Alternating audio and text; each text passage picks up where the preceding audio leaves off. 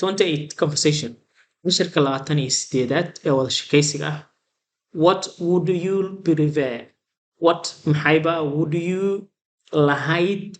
Would you adigu prefer door bidi lahayd? Door bidid lahayd. What would you prefer?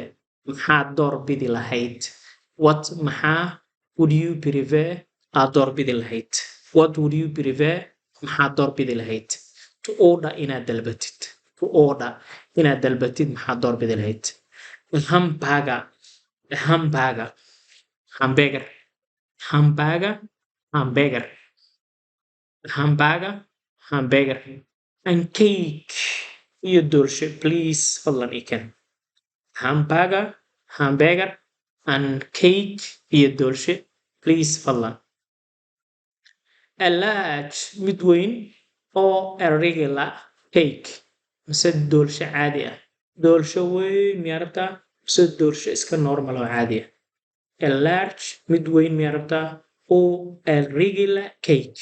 Mise dulce caadi ah. Regular, please. Kan caadiga ah fadlan ii keen. Regular, please. Kan caadiga ii keen. To eat here. Halkan miyaad ku cuni rabtaa? Or ama to take away. Mise waa qaadanee. To eat here. Halkan miyaad ku cunaysaa? Or ama to take away. Mise waa qaadanaysaa. To eat here. Halkan miyaad ku cunaysaa? Or ama to take away. Mise waa qaadanaysaa. Take away, please. Fadlan inaan qaataan rabaa. To take away, please. Fadlan inaan qaataan rabaa.